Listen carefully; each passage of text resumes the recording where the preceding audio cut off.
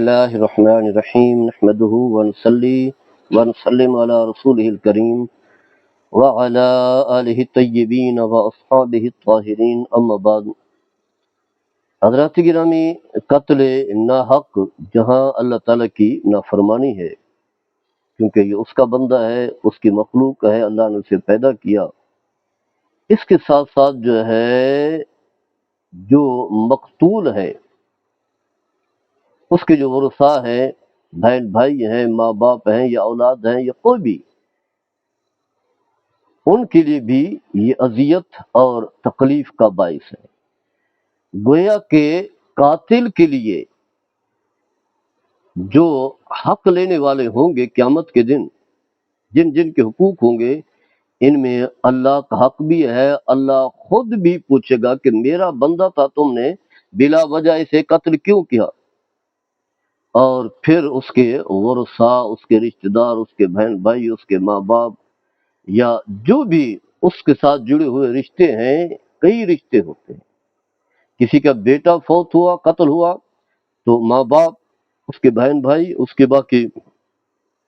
ماموں یا تایا، جتنے بھی رشتہ دار ہیں، ہر ایک جو ہے وہ حقدار ہے، ہر ایک کا حق بنے گا۔ سب جو ہے وہ سب کو حساب دینا پڑے گا۔ ایک نہیں ہوگا کہ بیٹا قتل ہوا تو صرف باپ یا ماں باپ نہیں، بہن بھائی بھی ہے، باقی بہت سارے جڑے ہوئے رشتے ہیں، اس کے آگے اولاد بھی ہو سکتی ہے۔ تو اس چیز کا احساس کرنا چاہیے۔ نبی کریم صلی اللہ تعالی علیہ وسلم نے اس گناہ کی جرم کے بارے میں، کتنا بڑا گناہ ہے، ارشاد فرمایا، حضرت عبداللہ اس حدیث کے راوی ہیں، فرمایا رسول اللہ صلی اللہ تعالی علیہ وسلم نے لا حل دم امرئ مسلم یشہد ان لا الہ الا اللہ وانی رسول اللہ، فرمایا کہ کسی مسلمان کا خون بہانا حلال نہیں ہے۔ وہ مسلمان جس بات کی گواہی دیتا ہے کہ اللہ ہی معبود برحق ہے، اور اس بات کی گواہی دیتا ہے کہ میں اللہ کا سچا رسول ہوں، الا بإحدى ثلاث، مگر ہاں تین وجہ سے اسے قتل کیا جا سکتا ہے۔ فرمایا النفس بالنفس، یعنی جان کے بدلے میں جان، قرآن میں بھی ہے،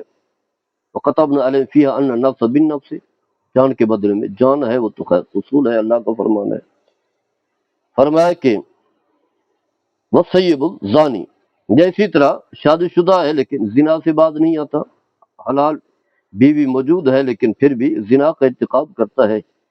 اس کے لیے جو ہے سنساری کا حکم ہے، قتل کر دیں، مار دیا جائے گا۔ فرمایا والمارق من الدین الطارق للجماعت، دین سے نکلنے والا، دین سے الگ ہونے والا، دین چھوڑنے والا، اور جماعت اہل سنت سے الگ ہونے والا، یعنی مرتد، ارتداد اختیار کرنے والا، مرتد بننے والا بھی واجب القتل ہے۔ صحیح بخاری کی حدیث ہے، اور صحیح مسلم میں بھی یہ حدیث موجود ہے۔ تو اس کے علاوہ نبی کریم صلی اللہ تعالی علیہ وسلم نے فرمایا کہ ایک تو شخص ہے جو قتل کرتا ہے، دوسرا اس کا سہولت کار ہے، جو اس کا معاون ہے، مددگار ہے، اس کا حمایتی ہے، چاہے جج جو ہے پیسے لے کر اس کے حق میں فیصلہ کرتا ہے، وکیل جو ہے پیسے لے کر کے اس کے حق میں دلائل دیتا ہے، گواہ فرضی بن کر کے کہتے ہیں کہ نہیں اس نے قتل نہیں کیا، یا کوئی بتاتا ہے ہمارے ہاں سہولت کار ہوتے ہیں کہ فلاں جگہ پر رہتا ہے، وہاں جگہ دکھا کر کے آتا ہے، یا بتاتا ہے کہ اس جگہ پر موجود ہے، بہت سارے سہولت کاری ہوتی ہے، تو اس کے لیے بھی سزا کا تذکرہ ہے۔ یہ نہیں کہ وہ نہیں بچ سکتا، باقی جو ہے وہ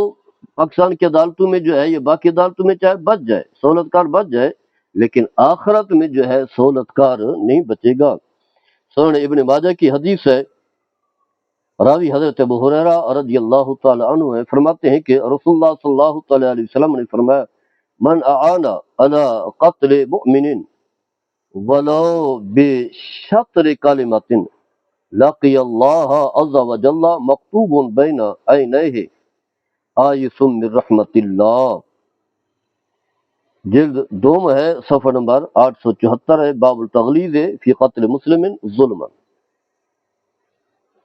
جس شخص نے کسی مسلمان کے قتل میں آدھے کلمے سے بھی اعانت کی، معاونت و مدد کی، یعنی معمولی سا کلمہ ہوتا ہے نا، چھوٹا سا، مکمل کلمہ بھی نہیں، یعنی مطلب کیا ہے، معمولی سی بھی معاونت کی، تھوڑی سی بتایا، راستہ بتایا، فون ملا کر کے دیا، میسج بھیجا، یا کوئی اور بھی معمولی سی بھی اس نے معاونت و مدد کی، تو فرمایا وہ قیامت کے دن اللہ کے سامنے، اللہ کی بارگاہ میں اس حال میں آئے گا کہ اس کی پیشانی پر لکھا ہوگا کہ شخص اللہ تعالیٰ کی رحمت سے محروم ہے۔ قیامت کے دن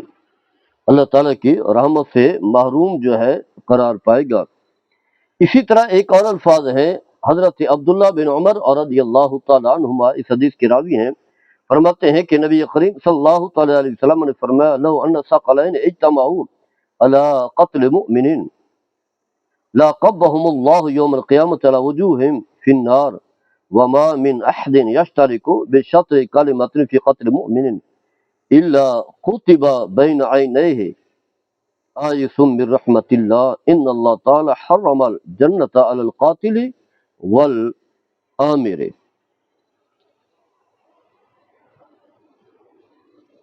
فرمایا اگر تمام روئے زمین کے اور آسمان کے لوگ کسی ایک مسلمان کے قتل کرنے میں شریک ہوں تو اللہ قیامت کے دن سب کو، جتنے بھی لوگ معاون ہیں، مددگار ہیں، شریک ہیں، حمایتی ہیں، چاہے پورے ملک کے ہزاروں لاکھوں کروڑوں لوگ ہیں،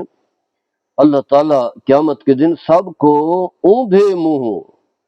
جہنم میں ڈال دے گا، دوزخ کی آگ میں پھینک دے گا۔ اور جس شخص نے کسی مسلمان کے قتل میں آدھے کلمے سے بھی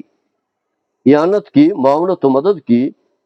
قیامت کے دن اللہ تعالیٰ کے سامنے وہ اس حال میں آئے گا کہ اس کو پیشانی پر لکھا ہوگا کہ شخص جو ہے اللہ تعالیٰ کی رحمت سے محروم ہے، اور اللہ تعالیٰ نے جو ہے جنت کو حرام ٹھہرا دیا ہے قاتل پر جو قتل کرنے والا ہے، اور جو اس کا آمر ہے، قتل کرنے کا حکم دینے والا بھی ہے، سہولت کار بھی ہے۔ یہ حدیث جو ہے تفسیر ابن کثیر سورہ نساء کی آیت کے تحت جو ہے لکھی گئی ہے۔ تو اس سے آپ اندازہ کر سکتے ہیں کہ ہمارے یہاں تو سہولت کار بڑے ہیں، کوئی اسے برا بھلا نہیں کہتے، اس کی حمایت کر رہے ہوتے ہیں، آپ نے اچھا کیا، یہ کیا، مالی معاونت، اخلاقی معاونت، یا اسی طرح اس کے حق میں نعرے یا اس کے ساتھ چلنا، سہولت کار بھی بڑے موجود ہوتے ہیں۔ تو اس سے آپ اندازہ کر لیں کہ اس گناہ کا کتنا بڑا جرم ہے۔ یعنی گناہ کرنا تو ایک طرف رہا، معمولی سی اس گناہ کی حمایت بھی اگر کوئی کرتا ہے تو برابر کا مجرم اور گناہ گار ہے، اللہ کی رحمت سے محروم، دوزخ کی آگ میں پھینک دیا جائے گا، اور قیامت کے دن اس کی پیشانی پر لکھا ہوگا، سامنے لکھا ہوگا کہ یہ شخص جو ہے اللہ کی رحمت سے محروم ہے۔ اللہ تعالی ہم سب کو شریعت کا دامن تھامتے ہوئے اس کی حدود میں رہ کر کے زندگی گزارنے کی توفیق عطا فرمائے۔ وما علینا